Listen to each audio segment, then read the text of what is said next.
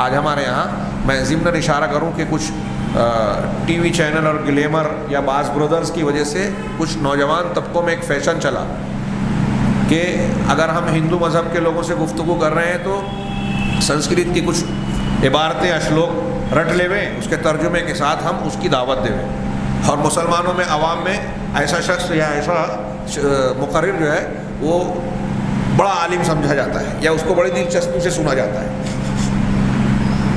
یہ چیزیں جو دعوت کے لیے سامنے والے کی کتاب کا حوالہ دے کے گفتگو کی جائے، یہ مناظرے کی چیز ہوتی ہے، خاص موقعوں کی بات ہوتی ہے، جب آپ کا کسی قوم سے سابقہ پڑے کہ وہ آپ کی بات کو کسی موضوع پر رد کر رہا ہے اور آپ اس کا جواب دے رہے ہیں، یا آپ اس کا رد کر رہے ہیں اس کو جواب دینا، دفاع کرنا ہے، تو یہ مناظرے کی اہل علم کے درمیان اس وقت کی گفتگو ہے جب دو میں سے ایک کو حق ثابت کرنے کی کوشش مناظرے اور مقابلے کے طور پر ہوتی ہے۔ یہ مخصوص ضرورت کی چیز ہے، عام نبی کریم انبیاء کرام کی دعوت کا یہ طریقہ نہیں ہے۔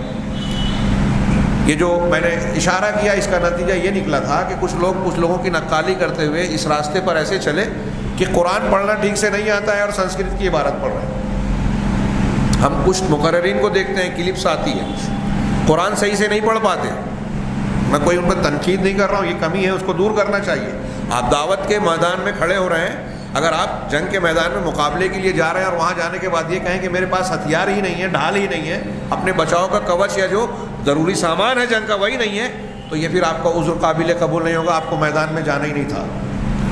اگر آپ قرآن و حدیث ٹھیک سے نہیں جانتے، نہیں پڑھ سکتے اور اس کے تعلق سے بنیادی علم نہیں رکھتے ہیں، تو آپ کے لیے دعوت کا میدان ٹھیک نہیں ہے۔ جتنا آپ کو علم ہے اللہ نے آپ کو اتنا ہی مکلف کیا ہے۔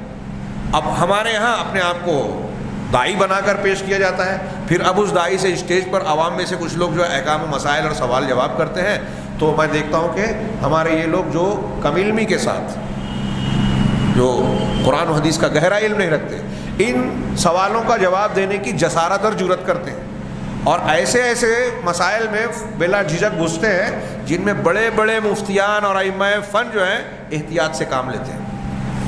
اگر کسی عالم سے آپ پوچھیں گے تو وہ جواب دینے میں ہچکچائے گا، جس سوال کا جواب دینے میں۔ یہ کم علم لوگ جو آج تقریریں کر رہے ہیں، اپنی کلپس کو عام کر رہے ہیں، یہ بڑی دھڑلے سے اس پر جواب دیتے ہیں۔ یہ ان کی کم علمی ہے کہ وہ اس دھڑلے سے جواب دے رہے ہیں۔ ہمارے یہاں عام آدمی کہتا ہے کہ علماء اس کا اس طرح بیان نہیں کرتے، یہ فلاں فلاں بیان کر دیتے ہیں۔ یہ علماء جو بیان کرنے میں جھجکتے ہیں، احتیاط برتتے ہیں، یہ ان کا علم ہے، ان کا احتیاط ہے۔ حضرت عبداللہ ابن مسعود رضی اللہ تعالیٰ عنہ، ان کے آس پاس کوئی آج کا عالم پہنچ سکتا ہے کیا؟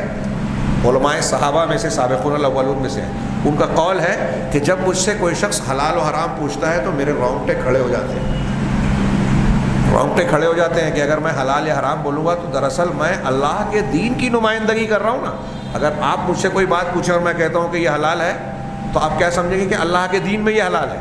مطلب بات میری نہیں ہے، میں دین کی بیان کر رہا ہوں، اللہ کی شریعت کی نمائندگی کر رہا ہوں۔ اگر میں نے غلط کہا تو اللہ کی بات کو غلط بیان کیا۔ یہ کوئی چھوٹا موٹا گناہ نہیں ہے، چھوٹی موٹی لغزش نہیں ہے۔ اس لیے اب صحابہ، تابعین، تابعین اس سے خوف زدہ ہوتے تھے۔ کوئی سوال پوچھتا تھا، معلوم ہونے کے باوجود بعض اوقات کہتے تھے کہ وہ دیکھو فلاں عالم مجھ سے زیادہ جانتا ہے، اس سے جا کے پوچھو۔ علم چھپانا مقصود نہیں ہوتا تھا، احتیاط مقصود ہوتا تھا۔